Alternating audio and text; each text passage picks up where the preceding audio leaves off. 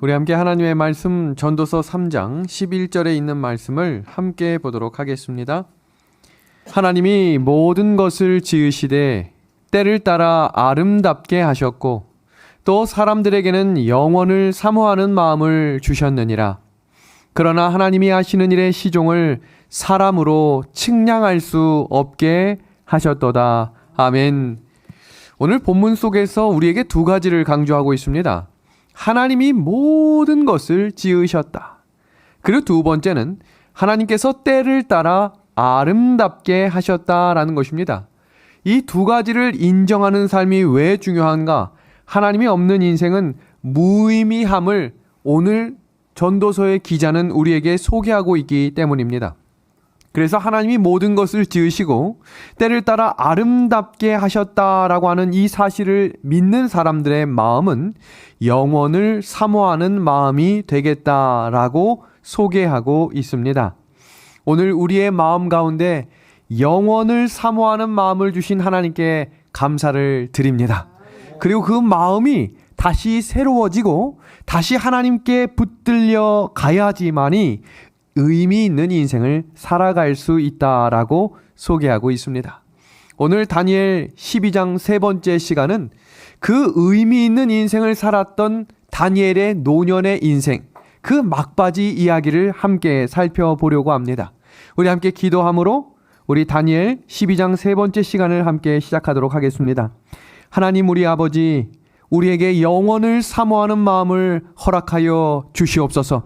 아름답게 하시는 하나님을 사모하고 영원을 향한 눈을 계속해서 하늘을 바라볼 수 있도록 인도하셔서 땅에서 살지만 하늘 갈 백성다운 삶을 살아갈 수 있도록 인도하여 주시기를 예수님의 이름으로 간절히 기도합니다. 아멘. 오늘 본문 성경에서 제가 이 노란색 박스 친 부분을 한번 주의 깊게 봐주시기 바랍니다. 아름답게 하셨다. 하나님은 선하시고 하나님은 아름다운 분이시다라고 성경은 소개합니다. 그래서 아름답게 하셨다라고 하는 이 구절은 하나님이 지으신 모든 것은 아름다울 수 있다라는 것입니다. 그런데 여기서 중요한 사실은 이 붉은색 동그라미 한번 봐주실래요? 어느 때에 뭐에 따라 아름답다고 하셨습니까? 때에 따라입니다. 지금 여기 보시는 이 그림은 어린아이가 노년에 이를 때까지 모든 때에 따라 아름다울 수 있다라고 소개하고 있습니다.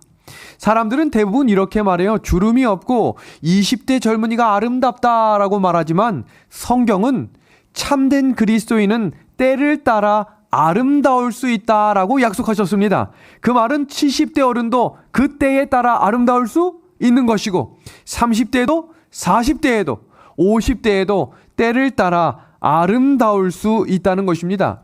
여기 한번 이 그림 봐주시겠습니까? 아이가 태어납니다. 이 태어난 아기를 아름답다라고 표현하는 사람은 그리 많지 않죠. 아니 어떻게 이렇게 생겼을까? 라고 생각하지만 생명이기 때문에 아름답다라고 말하죠. 장례식에 가셔서 사람이 죽었는데 아름다운 죽음이다 라고 하는 이야기 하는 거 쉽지 않습니다. 그러나 예수님 안에서 잠들었다면 그것 또한 아름다울 수 있는 것이 아닐까요? 많은 사람들은 새해에 일출이 아름답다라고 말하지만 제 주변에 있는 어떤 분은 일출보다 일몰을 더 사랑하는 분도 계십니다. 여러분 일출도 아름답지만 일몰도 아름다운가요? 아름답지요. 때에 따라 하나님은 그때에만에 느낄 수 있는 아름다움을 주셨다라고 소개합니다. 그런데 그 아름다움이 있을 수 있는 이유를 뭐라고 소개하느냐면 우리 노란색 박스 두 번째 밑줄 친 부분 같이 한번 읽어주시겠습니까? 영혼을 시작. 영혼을 사모하는 마음 때문입니다. 이 구절을 영어 성경으로 보면요. set입니다. 이건 무슨 뜻이냐면 영원히 그 안에 있다란 말이에요. 두셨다라는 것입니다. 사람의 마음 가운데 영혼을 두셨기 때문에 우리가 어떻게 영혼을 알 수 있을까요? 하나님이 우리 마음 가운데 뭐 해주셨기 때문에? 주셨기 때문입니다. 우리가 왜 영원을 추구할 수 있을까요? 하나님께서 우리 안에 영원을 추구할 수 있도록 그 마음을 주셨기 때문이라는 거예요. 하나님께서 우리에게 우리 안에 영원을 두셨다는 사실을 기억하여야 사모할 수 있는 마음을 갖게 됩니다. 성도의 삶이 어떻게 아름다운 삶으로 살아갈 수 있을까? 여기 한번 같이 읽어주시겠습니까? 전도서 3장 11절 시작. 영원을 사모하라. 그리고 또 한 구절 나오죠. 영원을 기억하라. 그리고 영혼을 뭐라고 되어 있습니까? 바라보라 라고 이야기합니다. 저는 우리 이 말씀을 듣고 있는 모든 믿음의 가족들이 다 아름다운 삶으로 때를 따라 걸어가는 믿음의 성도들이 되기를 주님의 이름으로 축복합니다. 그 전도서 3장 11절 이어지는 구절에 우리에게 무엇을 소개하고 있는가 한번 볼까요? 같이 한번 읽어보겠습니다. 사람마다 시작. 사람마다 먹고 마시는 것과 수고함으로 낙을 누리는 그것이 하나님의 선물인 줄도 또한 알았도다라고 이야기합니다.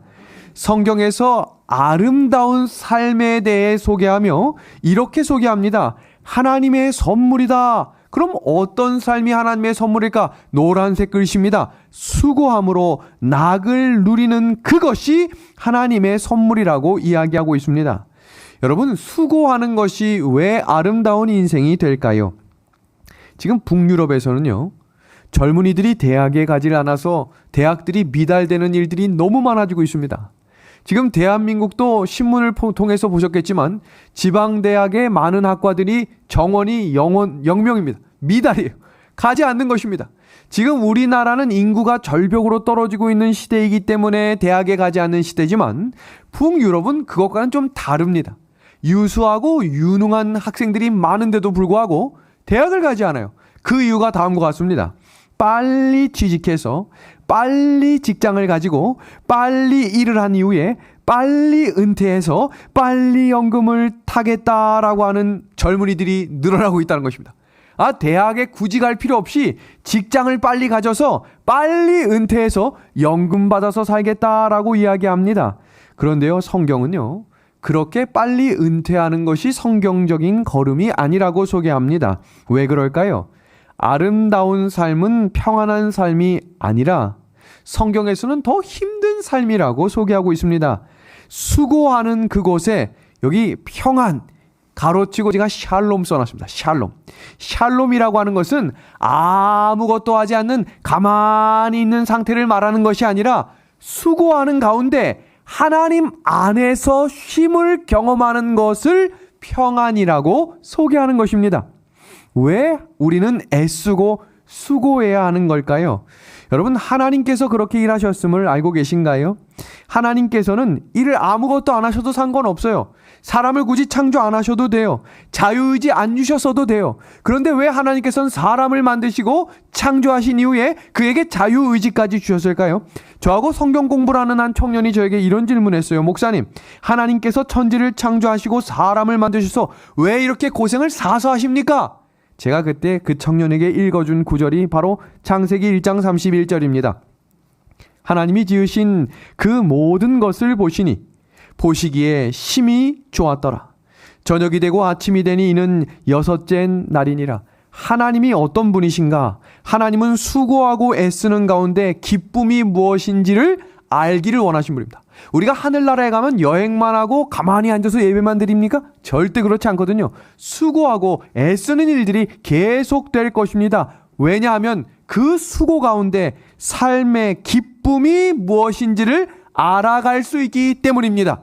성경에서 전도서 3장 11절은 하나님의 선물이 무엇인지를 가르쳐 주시기 위하여 영원을 사모하는 마음을 소개한 것입니다. 그 영원을 사모하는 마음이 사람이 아름답게 인생을 걸어갈 수 있는 길임을 소개하고, 두 번째로 그 아름다운 길이 뭐라고 소개하고 있는 거예요? 수고함으로 낙을 누리는 것이다 라고 소개하고 있습니다. 제가 왜 오늘 이렇게 이 구절을 장황하게 소개하고 있는가? 그 인생을 성경 그대로 따라 걸어갔던 사람이 바로 다니엘이었기 때문입니다. 우리가 왜 다니엘에 대해서 이렇게 집중적으로 연구하는가? 첫 번째, 하나님의 말씀을 있는 그대로 따라가는 삶의 결말이 아름다울 수 있음을 확인시켜주고, 두 번째는 그 안에, 그 미래에, 그 너머에 마지막 때를 살아가는 그리스도인의 삶 속에도 그 걸음이 동일하게 필요함을 확인하고 있기 때문입니다. 다니엘은 우리에게 세 가지 현대적 교훈을 줍니다. 첫 번째는 하나님은 지금도 우리의 삶을 통치하고 계시다는 겁니다. 두 번째는 하나님은 세상 역사를 지금 누가, 어느 나라의 대통령이, 어느 위정자가 다 하는 것 같아도 그 배후에서 그 사람들의 걸음을 인도하시는 분은 누구임을 하나님임을 우리는 성경을 통해 확인하게 됩니다. 다니엘서 이야기는 종말 시대를 살아가는 그리스도인들에게 영적인 교훈을 허락해 주는 책입니다. 오늘 우리가 다니엘 12장 세 번째 시간을 배우고 있는데요. 그 세 번째 시간을 통해서 우리가 확인할 수 있는 것은 12장은 네 가지의 예언 중에 마지막 예언을 이야기하며 그 예언의 최종 결론을 이야기하고 있는 챕터임을 우리가 확인하게 됩니다. 먼저 12장의 구조를 다시 한번 복습해 볼까요? 첫 번째부터 네 번째 단락까지 끊임없이 강조하는 한 가지는 마지막 때입니다. 그것은 우리 시대에 하나님께서 어떤 발걸음으로 우리를 아름다운 인생의 마무리를 하게 하시는지를 소개하는데, 네 번째 문단을 보세요. 특별한 기간에 대한 계시를 소개하고 있다는 것입니다. 다니엘서라고 하는 책은 선악의 싸움 속에 세상 왕들이 역사 속에 등장하고, 세상 왕들이 끊임없이 하나님을 대적하고 끊임없이 하나님을 믿는 백성들을 죽이고자 하지만, 그때마다 하나님은 때에 따라 그 사건에 개입하셨고, 그 백성들이 다 죽어가 불꽃이 꺼질 것 같지만 그 진리의 불은 꺼지지 않도록 인도하시며 그 마무리까지 끝까지 함께 하시는 분이 하나님이심을 소개하고 있죠. 그 하나님을 다니엘 12장은 누구로 표현하고 있다라고 소개했습니까? 미가엘이었습니다. 다니엘 1장의 시작과 다니엘 12장의 결론은 너무나 분명하게 정리를 확실하게 하고 있습니다. 다니엘 1장 1절부터 시작되는 장면을 보면 그들이 불순종함으로 포로로 끌려가고 나라가 패망했습니다. 그런데 다니엘 12장을 보면 하나님의 말씀에 충실하게 살아간 백성들은 나라가 사라졌을지라도 하나님께서 그 백성을 건지심으로 영원한 상급을 허락하신다는 것입니다. 그럼 결론은 명확하죠. 하나님의 말씀에 충성하고 순종하는 발걸음을 걸어가는 백성들은 하나님이 책임지신다. 그것이 다니엘이라는 이름의 뜻입니다. 그래서 성경에서 끊임없이 강조하고 있는 이 하나님의 역사, 그것이 다니엘 12장 1절에 미가엘이라고 하는 이름으로 시작되었지요. 미가엘이라고 하는 뜻은 한번 같이 읽어볼까요? 시작. 누가 하나님과 같은가? 다른 말로 이야기하면 하나님 같은 분은 없다 이 말이에요. 하나님은 오직 한 분이시다. 세상 역사를 주관하는 다니엘 2장, 다니엘 7장, 8장, 9장, 12장까지 연결되는 모든 장면마다 다 영원할 것 같은 나라들이 하나하나씩 다 사라지므로 그 영원할 것 같은 나라들이 끝나는 그 심판 장면에는 반드시 하나님의 돌, 하나님의 나라, 하나님의 심판이 끊임없이 역사하고 있었습니다. 그러면서 다니엘 12장은 전체의 예언을 총정리하면서 미가엘, 누가 하나님과 같으냐? 라고 소개하고 있지요. 그러면서 이 다니엘 12장 1절은 본래 11장에 연결되고 있는, 기억하십니까? 남방왕과 북방왕.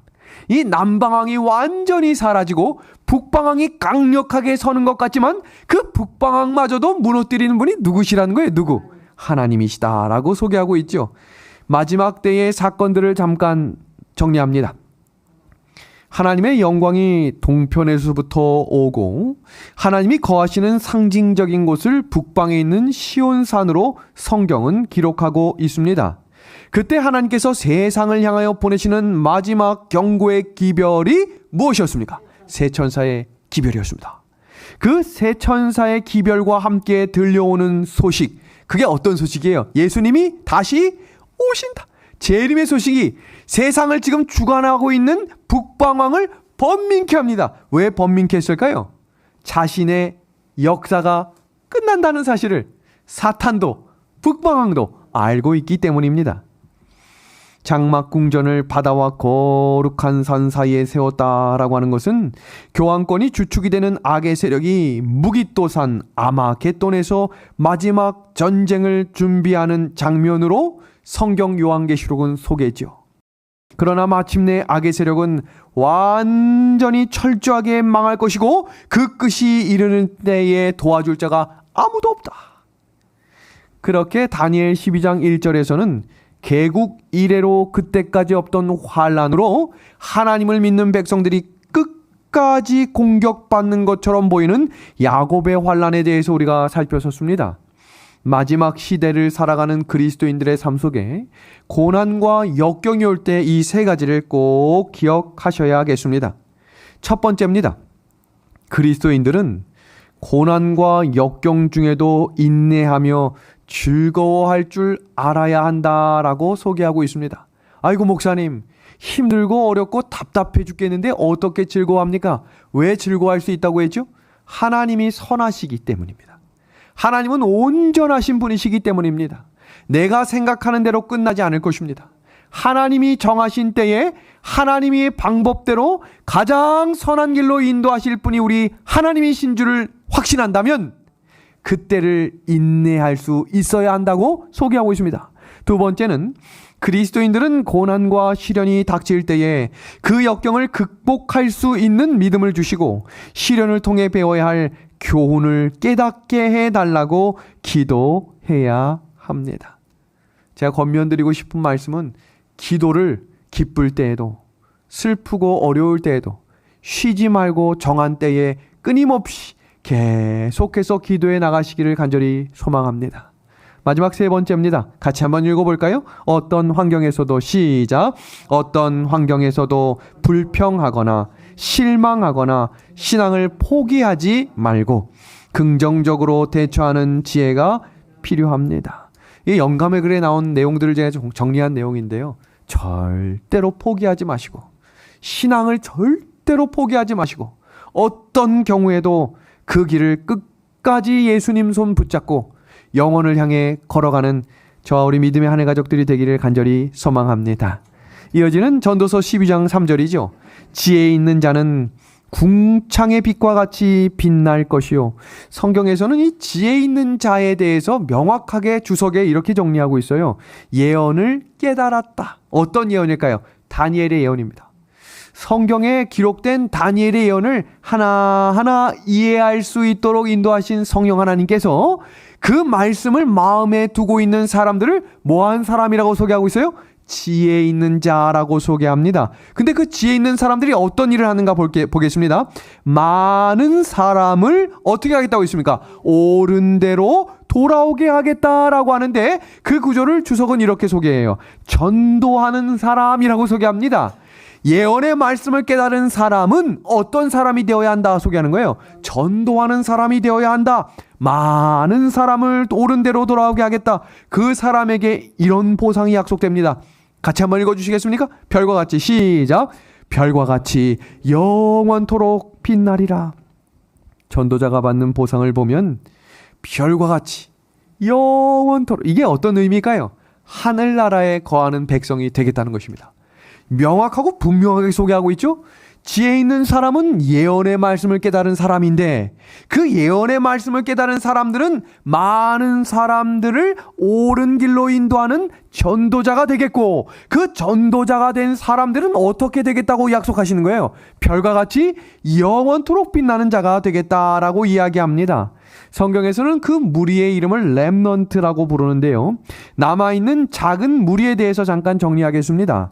마지막 때에 하나님의 말씀에 충실한 사람들도 남은 무리지만 두 번째 남은 무리의 특징입니다. 예언의 말씀을 바르게 깨달은 자들도 어떤 사람이라고 소개하고 있어요? 남은 무리라고 소개합니다. 그렇다면 이 남은 무리의 사명이 뭘까요? 우리가 방금 읽었던 구절에 나오죠. 다니엘서 예언을 요한계시록의 말씀과 함께 종말 시대에 사는 사람들에게 그 기별을 전파하는 사람들입니다. 사실 이게 새 천사의 기별이거든요. 그러니까 우리가 남은 무리가 된다라고 하는 이 특징은 예언의 말씀들에 대한 확신을 깨달은 자가 먼저 되어야 합니다. 그럼 두 번째, 어떻게 이 말씀을 전할 것인가? 영감의 글을 통해서 하나씩 확인해 봅니다. 하나님께서는 그분의 종들에게 그분의 영광을 위해 사용하도록 능력과 달란트를 주셨다. 그분은 다른 사람들에게 전달하도록 하기 위해서 그들에게 빛과 그분의 뜻에 대한 지식을 주셨다. 다른 사람에게 나누어 줌으로써 우리는 빛의 산 통로가 된다. 힘은 사용함으로 생긴다. 제가 아주 중요한 말씀들을 이제 시작합니다. 예수님께서 이 땅에 오셔서 전도하셨던 방법은 몇 가지가 있어요. 제자 훈련이라고 하는 방법이 있었고요. 두 번째 방법은 무엇이었는가? 자, 저를 한번 봐주시기 바랍니다. 이게 뭡니까? 씨를 뿌리는, 그것이 예수님의 전도 방법이셨어요. 자, 한번 보겠습니다. 사람들이 모이는 곳마다 그분께서 기별을 전하는 음성이 들렸으며 그분의 음성은 분명하고 뚜렷하였다. 그 결과로 십자가의 죽으심과 승천 이후에 수천 명이 하루에 회개할 수 있게 되었다. 이 구절이 어떤 의미냐면 사도행전을 보면 사도 베드로가 전도하고 성령 충만하여 설교를 했을 때 하루에 침례받은 수가 몇 명이었다고 소개하고 있어요. 3,000명씩 더하더라 그렇게 되어 있거든요. 그러니까 사도 베드로의 설교를 듣고 이야, 이런 사람들이 침례를 받았구나, 그 의미가 아니라 예수님께서 오병이어 사건 당시 하셨던 말씀들, 길거리를 가면서 병자들을 고치면서 하셨던 말씀들, 산에서 들려주셨던 말씀들이 다 뭐 하셨다는 거예요? 다 뭐 하셨다? 씨를 뿌리는 일을 하셨다는 거예요. 그리고 그 성령이 역사하셨을 때 사도 베드로를 통로로 삼으셔서 그 열매를 누가 맺게 하신 거예요? 성령이 맺게 하셨음을 소개하고 있습니다. 이어지는 구절 보겠습니다. 노란색 글씨입니다. 그리스도께서 뿌리신 씨는 마음속 깊이 심어지고 싹이 터서 제자들이 성령의 은사를 받았을 때에 수확을 거둬들일 수 있게 되었다. 아멘이죠. 지금 보시는 이 그림은 초기 재림교회 초창기 사진입니다. 이분들도 아마 재림 기별을 받아들이고 재림 운동 이후에 큰 실망이 있었다는 사실을 알고 계시죠? 그리고 많은 교파들이 찢어지고 그 어려운 걸음걸이를 다시 복음의 말씀을 들고 전진하며 사람들이 재림 기별을 받아들이며 초기 재림교회가 설립되었습니다. 그 초기 재림교회가 설립되었을 때 폭포수 같은 성령의 역사함으로 교회가 폭발적으로 성장했나요? 아니에요. 처음에 교회는 쓰러질 듯 것처럼 보였다 그랬어요. 이게 이 교회가 지속될까? 그러면 이 교회도 당시에 선교 사명을 다하고 선교 사역을 했을까요? 안 했을까요? 했다고 돼 있어요. 제가 이 초기 재림교회사를 이렇게 읽으면서 그 내용들을 다 소개할 수는 없지만 그 당시에도 장막부흥회가 있었고 그 당시에도 이 사경회나 우리처럼 동일하게 집회들이 있었어요. 주중에도 모여서 말씀을 보고 바쁜 일과를 마치고 피곤하지만 여기 어떤 글도 있냐면 그들은 식사를 하지 못한 채 예배를 드렸다 이렇게 돼 있어요. 우리처럼 말입니다. 그리고 함께 예배를 드렸는데 어떻게 부흥이 시작됐는가? 그 시작은 명확했습니다. 지금 보시는 이것은 그 초창기에 재림 성도들이 만들었던 전도지였습니다. 오늘날에도 전도지를 교회에서 다른 곳에 전하면 대부분 쓰레기통에 들어가는 것도 많고 그걸 통해서 누가 복음을 받아들일까라고 생각하겠죠. 근데 그 당시에도 동일하게 생각했답니다. 그 사람들이 그 전도지를 전단지를 돌리고 씨 뿌리기 운동을 하면서 야, 이게 과연 될까? 이런 생각을 했대요. 많은 성도들이, 많은 교인들이, 많은 그리스도인들이 이 복음의 기별을 들고 나가면서 어떤 이들은 의심으로 전했다라고도 되어 있고요. 어떤 이들은 그것을 땅바닥에 떨어진 것을 보고도 지나갔다. 그러니까 잘 보면 그 시대나 오늘날이나 비슷비슷했다라는 것을 알 수 있습니다. 그런데요, 놀라운 일들이 일어났습니다. 한번 보겠습니다. 수년 후 장막 부흥회에서 우리는 몇몇 사람들을 소개받았는데 그들은 자신들의 이야기를 우리에게 말해 주었습니다. 돌이켜 생각해 볼 때 실수로 길을 잃어 그곳을 방문하였을 때 남겨둔 책이 그곳에 뿌려진 씨앗이 되었던 것입니다. 우리가 실수라고 생각한 그 사건으로 말미암아 모두 20명이 개심하였습니다. 이것은 진리를 알기 원하는 사람에게 빛이 다시 주어지도록 하신 하나님의 역사였습니다. 아멘입니까? 와, 아멘이죠. 이어지는 글 한번 또 보겠습니다. 성경에는 너는 아침에 씨를 뿌리고 저녁에도 손을 거두지 말라.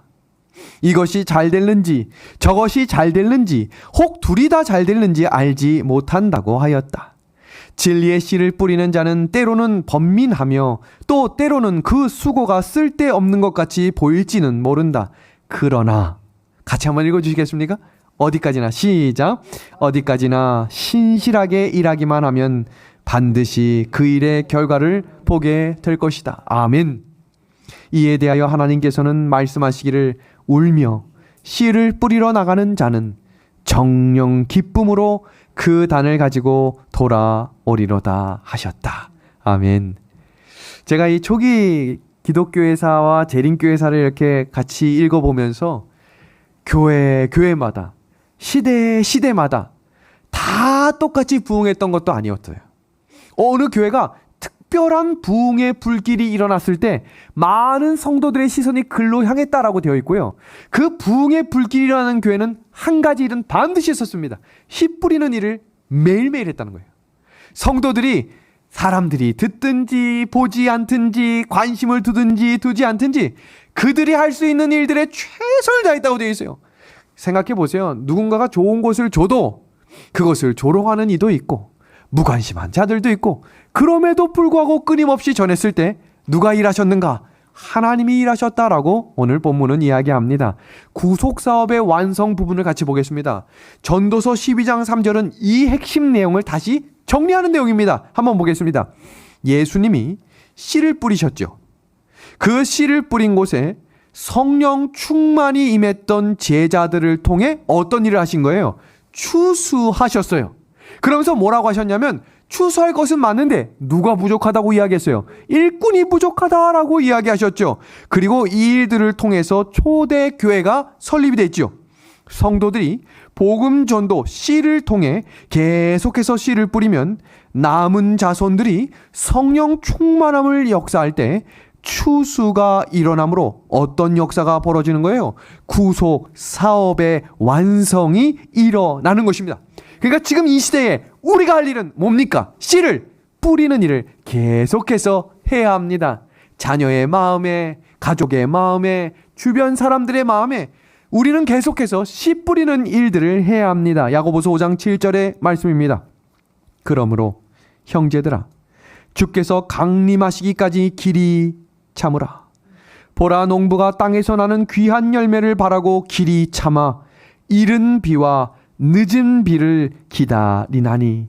여기 제자들에게 임했던 성령의 비를 이른 비라고 소개하며 남은 자손의 성령 충만을 늦은 비라고 이야기한다면 우리가 해야 될 일, 다시 반복합니다. 우리가 해야 할 일, 지금 뭐 해야 하는 일을 해야 돼요? 뭐 해야 하는 일? 씨 뿌리는 일을 해야 합니다. 그럼 목사님, 우리가 어떤 씨를 뿌리면 좋겠습니까? 시대마다 종이로 전하던 시대가 있고 영상으로 전하던 시대가 있고 코로나가 이제 거의 마무리되는 이 시대에 우린 뭐로 씨를 뿌려야 할까?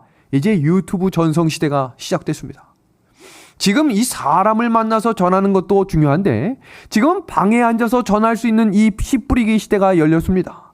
그럼 우리가 무엇을 전하면 좋을까? 제가 다니엘을 지금 이 55번째까지 여러 가지 내용들을 넣어둔 이유, 계시록을 57번을 하면서 거기에 영혼불멸설, 그 다음에 성령의 단계, 그리고 성소에 관련된 여러 가지 이야기들을 넣어둔 이유가 있어요. 제가 여기저기서 이야기를 들을 때 많은 소형교회들, 특히 목회자 부재교회들 어떤 소그룹에서 함께 모임을 가질 때 1년 동안 다니엘 연구를 계속해서 하고 있다는 소식을 듣기도 했고, 구도자들이 모여있는 곳에서 이 계시록 공부를 계속해서 하고 있다는 이야기를 전해 듣고 있습니다. 근데 놀라운 사실은 청년들 모임 속에서도 이 일들이 함께 진행된다는 겁니다. 여러분, 청년들이 함께 모여서 성경 공부를 할 때 물론 지도자가 와서 할 수도 있지만 이제 자생적인 소그룹들이 5명, 7명, 많게는 10명씩 모여서 카페에 모여서 하기도 하고 공부방에 모여서 하기도 하는데 자신들끼리 공부하기도 하지만 이 계시록 영광을 차례차례 보고 이렇게 저한테 글을 온 걸 그대로 좀 소개하겠습니다. 목사님, 새해 복 많이 받으세요. 저희 청년들은 올해 계획한 것이 있는데요. 시간을 내어 몇몇 청년들과 따로 모여 다니엘 연구 모임을 가지기로 했습니다. 개인적으로 말씀 연구를 다시 들으며 깨우침을 주시는 하나님께 감사드립니다. 다니엘 연구를 통해 잠자고 있는 저희들의 영혼을 깨우시는 하나님을 만날 수 있기를 간절히 소망해 봅니다. 함께 기도해 주세요. 이 청년도 직장 생활을 열심히 하면서 교회를 거의 다니지 않던 청년이었습니다. 어떤 청년은 완전히 게임 중독과 술 중독에 있던 청년이 말씀을 접하고 그 말씀을 사모하는 마음으로 3명이 함께 모여 기도하고 말씀을 보는 중에 완전히 하나님이 변화시켜 주심을 경험했다고 했습니다. 우리 귀한 자녀들과 우리 그리스도인들의 참된 삶에 자라나는 신앙 속에 씨 뿌리기 운동을 우리들이 함께 할 수 있다면 하나님께서 그 일을 통해 역사할 줄로 확신합니다. 영감의 글 같이 보겠습니다. 만일 교회가 세상에 대한 모든 충의를 버리고 그리스도의 의를 옷 입는다면 교회 앞에는 빛나고 영광스러운 날이 동토할 것이다. 하나님께서는 믿지 않는 자들과 희망이 없는 자들을 격려할 당신을 믿는 충실한 사람들을 부르신다. 여호와께 돌아가라. 하나님께 능력을 구하라. 아멘. 이어지는 다니엘 12장 5절과 6절을 같이 보겠습니다.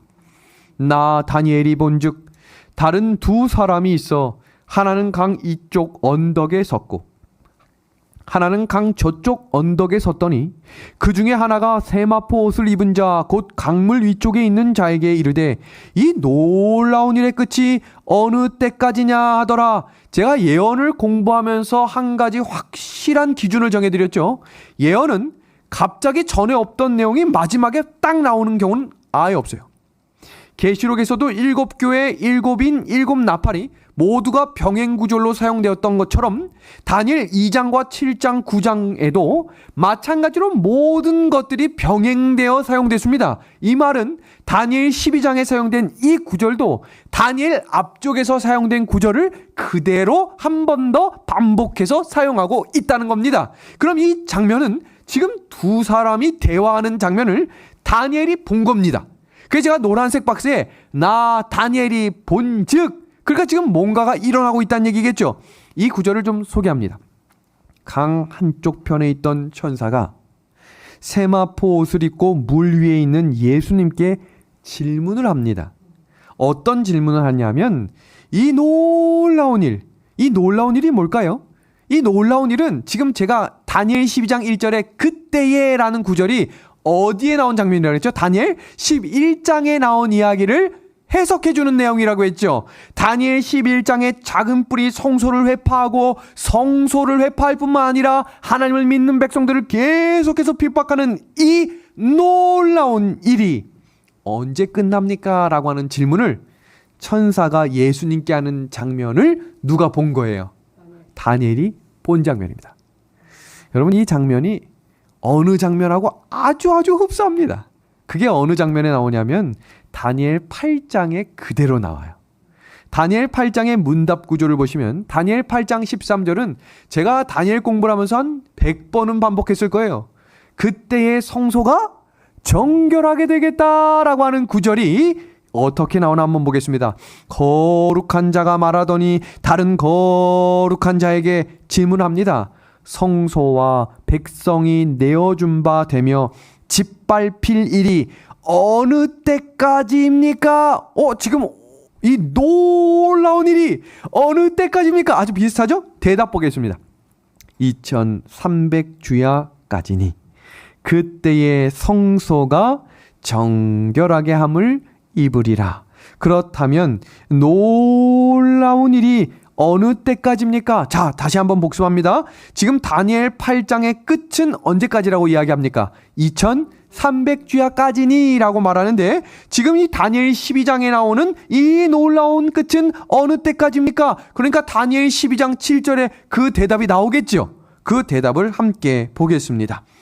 다니엘 12장 7절입니다. 내가 들은즉 그 세마포 옷을 입고 강물 위쪽에 있는 자가 자기의 좌우 손을 들어 하늘을 향하여 영원히 살아계시는 이를 가리켜 맹세하여 이르되 반드시 나옵니다. 한때 두때 반때를 지나서 성도의 권세가 다 깨지기까지니 그렇게 되면 이 모든 일이 다 끝나리라. 여러분, 다니엘 12장이 끝나는 이 대목에서 다시 뭐가 나오냐면 2300주야가 나오는 겁니다. 그리고 지금 2300주야의 시작은 BC 457년부터 1844년까지임을 우리가 공부했었지요. 그럼 지금 한때와 두때와 반때는 언젠가 1260년, 그 시작이 바로 538년에서 1798년임을 함께 공부했었지요. 1798년의 끝으로 시작된 것이 종말시대이며 1844년 끝을 시작으로 시작된 시대를 심판시대라고 불리워지게 됩니다. 지금 이 장면이 조금 이해가 되기 어렵고 이게 뭐였더라 라고 생각이 되는 이유는 우리가 2300주야를 공부한 지 벌써 넉 달이 지났더라고요. 그러니까 다니엘이 참으로 똑똑하게 잊혀질만 할 때쯤 우리에게 다니엘 공부를 마치면서 다시 뭘 공부하게 한 거예요? 2300주야와 1260일을 재반복함으로 다니엘 12장 13절을 끝나게 하고 있다는 것입니다.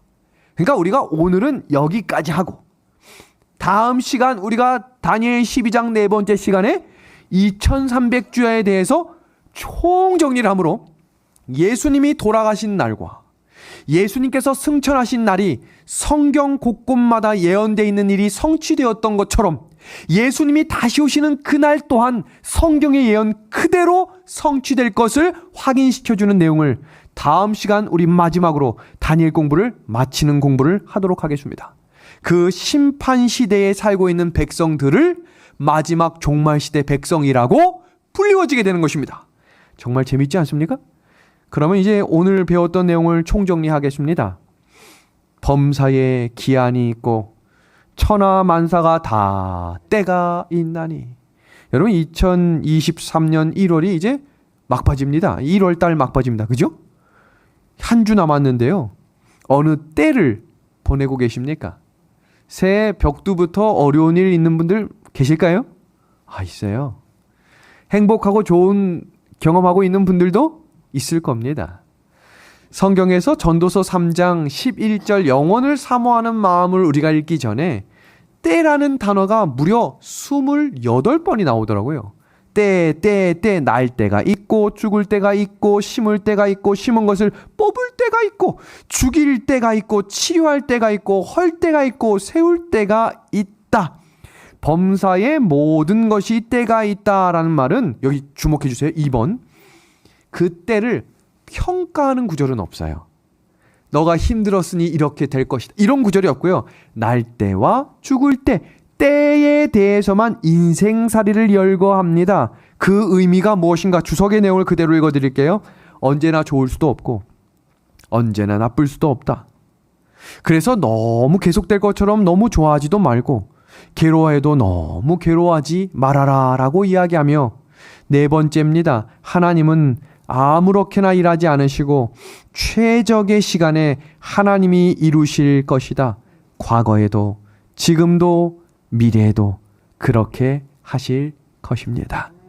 그 인생을 믿고 걸어갔던 다니엘이 이제 90세의 말미쯤 그의 인생을 최종 정리하며 다니엘 12장의 마무리 장면으로 2300주야를 다시 꺼내 들었습니다. 왜 그랬을까? 다음 시간 그 다니엘의 마지막 기록 장면 2300주야를 최종 정리하며 다니엘의 마지막을 같이 정리하도록 하겠습니다. 오늘 성경 연구는 여기서 마치도록 하겠습니다.